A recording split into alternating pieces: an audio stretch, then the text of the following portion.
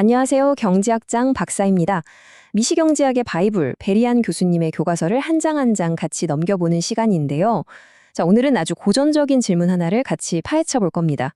도심에 기가 막히게 좋은 아파트가 몇 채 있는데 이거 도대체 누가 가져야 할까요? 사실 이 간단한 질문 안에요. 자원 배분이라는 미시경제학의 아주 핵심적인 큰 그림이 숨어 있습니다. 이 질문 간단해 보이지만 생각보다 깊이가 있죠. 한정된 좋은 아파트를 누가 가져야 가장 좋다고 말할 수 있을까요? 그냥 운 좋은 사람? 아니면 돈 제일 많이 내는 사람? 정답을 찾기 전에 경제학자들이 좋다, 나쁘다를 판단할 때 쓰는 그 기준, 그 도구가 뭔지부터 한번 살펴보겠습니다. 자, 그래서 오늘 우리가 살펴볼 내용은요. 먼저 효율적인 배분이 대체 뭔지 개념부터 딱 잡고요. 그 다음에 경쟁시장, 독점, 그리고 임대료 통제 이 세 가지 방식을 차례대로 비교해 볼 거예요. 그리고 마지막에는 과연 이 효율성이라는 게 전부일까? 하는 문제도 한번 짚어보겠습니다. 자, 뭘 비교하려면 일단 기준이 있어야겠죠? 어떤 게 더 낫다, 아니다를 판단할 작 같은 거요.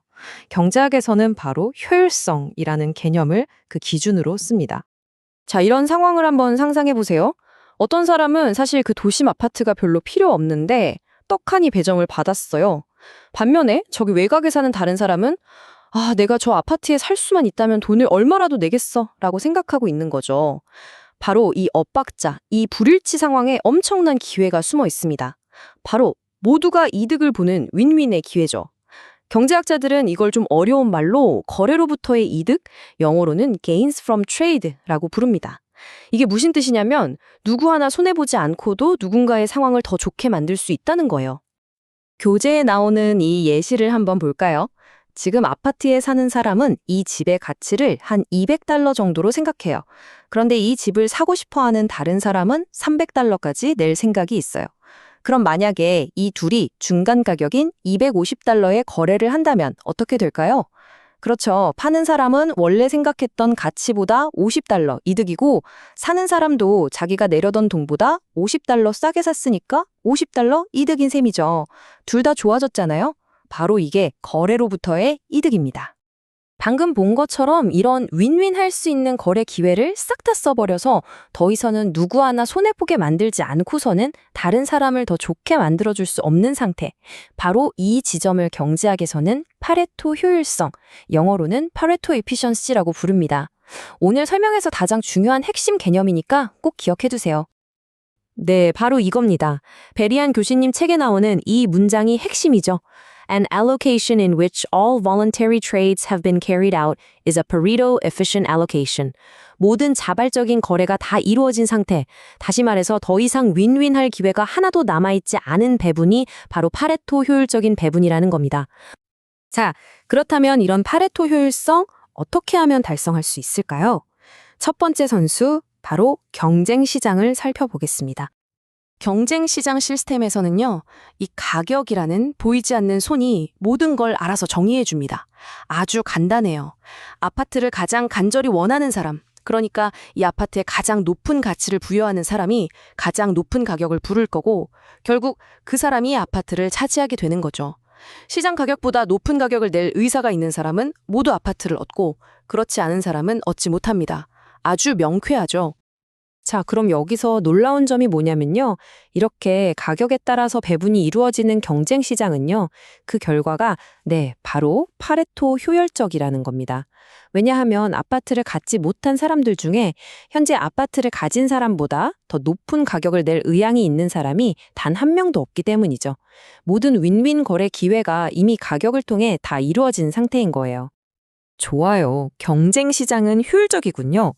그럼 만약에 시장의 선수가 딱 한 명만 남으면 어떻게 될까요? 아파트 주인이 딱 한 명인 거죠. 즉, 독점 상황에서는 과연 효율적일까요? 여기서 아주 흥미로운 반전이 있습니다. 모든 독점이 다 똑같이 비효율적인 건 아니에요. 만약에 독점자가 마법사처럼 사람들 마음을 다 읽어서 각 사람이 얼마까지 낼 수 있는지 정확히 알아내고 전부 다른 가격을 매길 수 있다면요. 이걸 차별 독점이라고 하는데 이러면 결과는 경쟁 시장이랑 똑같이 파레토 효율적입니다. 하지만 현실에서 이게 가능할까요? 거의 불가능하죠. 보통의 일반 독점은 모든 사람한테 똑같은 가격을 매겨야 하거든요. 바로 여기서부터 문제가 생기기 시작합니다. 일반 독점이 왜 비효율적인지 이 그림이 잘 보여주는데요. 독점자는 자기 이윤을 제일 크게 만들려고 가격을 아주 높게 설정합니다. 그러다 보니까 그 가격을 낼 수는 없지만 지금 아파트에 살고 있는 사람보다는 아파트에 더 높은 가치를 두는 어떤 사람이 시장에서 그냥 쫓겨나 버리는 거예요.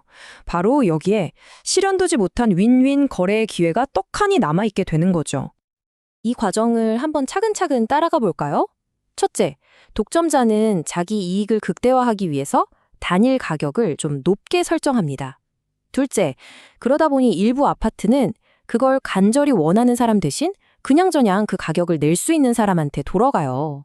셋째, 예를 들어서 아파트를 못 구한 어떤 사람은 사실 400달러까지 낼 생각이 있었을 수도 있어요. 넷째, 근데 지금 아파트에 사는 사람은 그 가치를 300달러 정도로만 생각할 수도 있죠. 다섯째, 이 둘이 만나서 350달러에 거래하면 둘 다 이득인데 그게 안 되는 겁니다. 독점자가 정한 가격 때문에요. 결국 거래를 통해 얻을 수 있었던 잠재적인 이득이 그냥 공중으로 날아가 버리는 겁니다.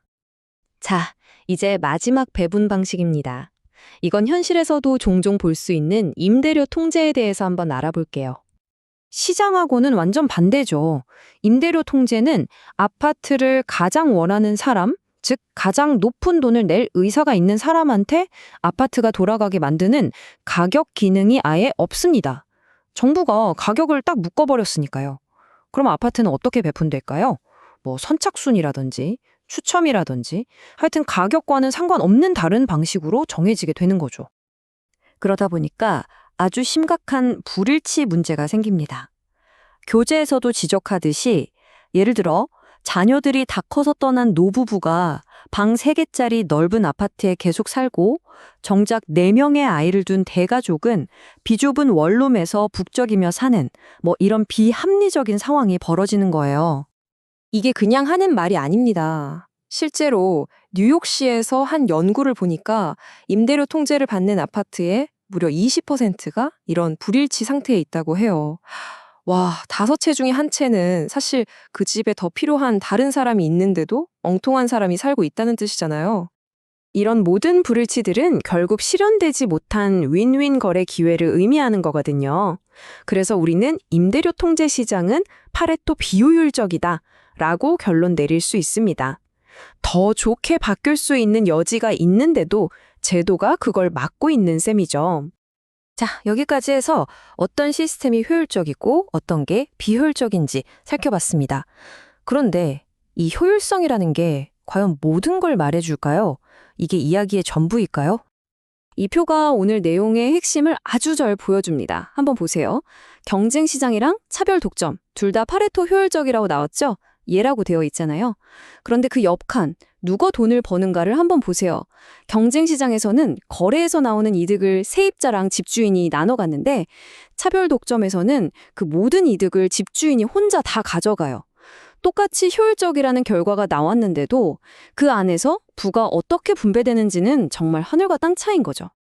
이게 바로 핵심입니다. 파레토 효율성은요, 오로지 거래가 얼마나 효율적으로 이루어졌는지만 따질 뿐이에요. 그 거래를 통해서 얻은 이득, 그 파이를 누가 얼마나 가져가는지에 대해서는 아무 말도 해주지 않습니다.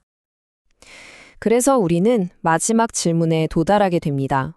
똑같이 효율적이라도 사람들에게 돌아가는 결과가 이렇게나 다르다면 우리 사회는 과연 어떤 시스템을 선택해야 할까요?